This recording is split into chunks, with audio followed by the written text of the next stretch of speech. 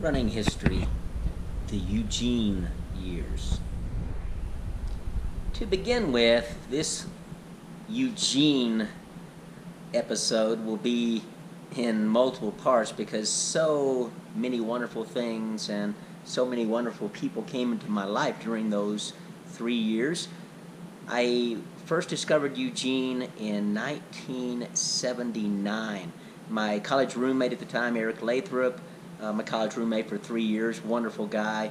Eric passed away several years later from intestinal cancer. Eric was good friends with Bill McChesney. They were running friends. Eric was at the University of Houston with me.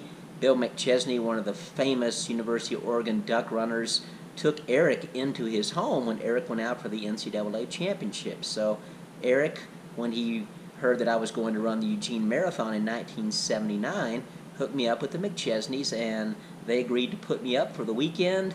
What a wonderful family. I'll have an entire episode about the McChesneys. You can Google Bill McChesney Jr., incredible athlete, Olympian in 1980, the team that didn't get to go, and just a wonderful family, and a lot of love and tragedy in that particular family. Love them to death, and still really close friends with Bill and Marcia and Steve and Kenny. So a whole episode on the McChesneys coming later. So I ran the Eugene Nike Oregon Track Club Marathon in 1979 in Eugene.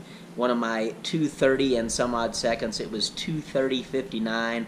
Actually was rounded up to 2:31, so another near miss at that sub 2:30 barrier. But I vowed at that time that I was going to eventually live in Eugene, Oregon. And why not? The land of Prefontaine, running mecca. So my senior year of college, I graduated the University of Houston with a degree in English and physical education, but I didn't go into teaching right away. I will have other episodes on my work career, but I decided that I was going to do everything I could to become a world-class runner. The odds were stacked against me with my lack of leg speed, my, at the time, 2:28:47 marathon, but by darn, I was going to give it my best shot. And I told everyone I was going to find a job with Nike, and I was going to do the best I could to qualify for the Olympic trials. So moved to Oregon after I took my last class, got there just in time for Billy Jr.'s wedding, and day 2 in Eugene, Oregon, I went for a 20-mile run. This is after driving for a couple of days, 2.5 days to get to Eugene. Went for a 20-mile run with the incredible Chuck Hattersley and Kevin McCary, both 2:13 marathoners, and that was basically a daily thing. You could run with the most incredible runners on any given day. I eventually did get that job with Nike Eugene, a retail store, the first of the Nike-only retail stores, and the manager, Phil Bransom, and all of Nike were really receptive to the wishes and needs of up-and-coming runners, and Nike sponsored me with shoes and clothing and a couple of trips a year and allowed me to train in the way that I wished to train as long as I put in my 30 to 40 hours a week at the store. So I decided that I would do the morning shift of working, since I got up early anyway. I ran 10 miles before work and would usually get off at 3 or 4 in the afternoon.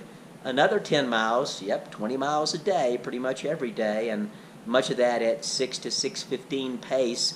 I trained hard. Most of us trained really hard back in those days. My friend Syl Pascal recently commented on one of my posts and talked about the way that we were all willing to work our butts off to run 2:20 to 2:30 marathons, and that's the way it was. It's not really that way anymore. But I enjoyed it. I was going to do everything I could to become a world-class marathoner and world-class, national class, and at least make the Olympic trials. So year 1 in Eugene, I ran the Nike Oregon Track Club Marathon for the 3rd time. I had run in 1979 and 1980 and ran a personal best, 2 hours, 27 minutes. That really set me up for some better things, bigger and better things. 2 months later, actually, I ran the New York City Marathon in 2:25:44. That was a significant improvement over my personal best. Also, an incredible day because my coach, Bill Squires, was there. He was yelling at me along the course, and he was there at the finish line. And in the finish chute, I was ecstatic, of course, about my personal best, and Bill Squires was yelling at me from the sidelines. Kimmy, Kimmy, that was my nickname. Kimmy, look behind you. I'm like, look behind me, Coach. I just set a PR. Aren't you going to say congratulations? He said, look behind you. I turn around in the finish chute, and there is Frank Shorter, the 1972 Olympic marathon champion, the 1976 silver medalist, should have been the gold medalist. A cheater actually won that race. Frank Shorter was one place behind me in the finish chute. Now, to give you a perspective of the depth of American marathoning and world marathoning at the time, I ran 2:25:44. I was 116th place. Incredible. Recent years, that would have been top 20 to 30 in the New York City Marathon because the depth is just not there anymore.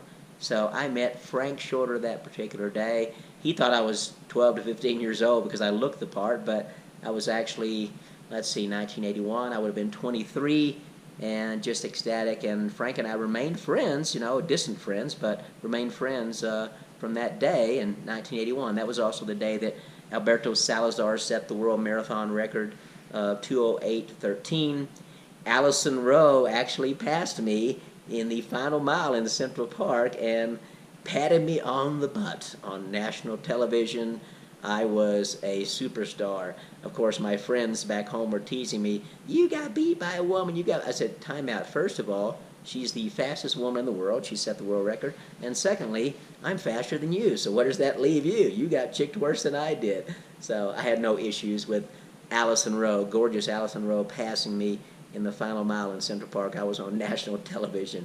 Pretty cool, right? So that was year one in Eugene.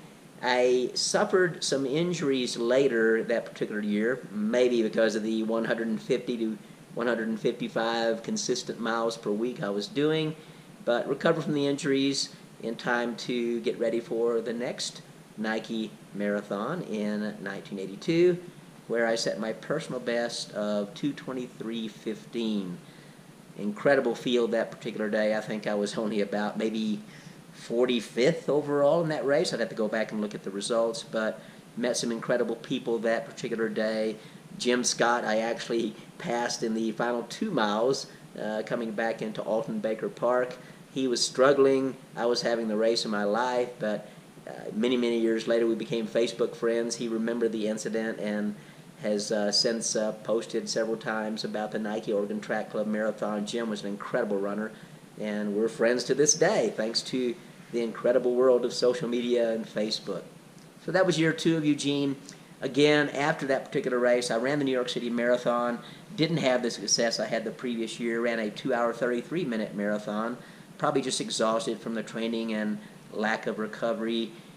Some other injuries ensued, including a stress fracture of the femur. Guys, I put it out there. I trained hard. There again, 20-mile days were common.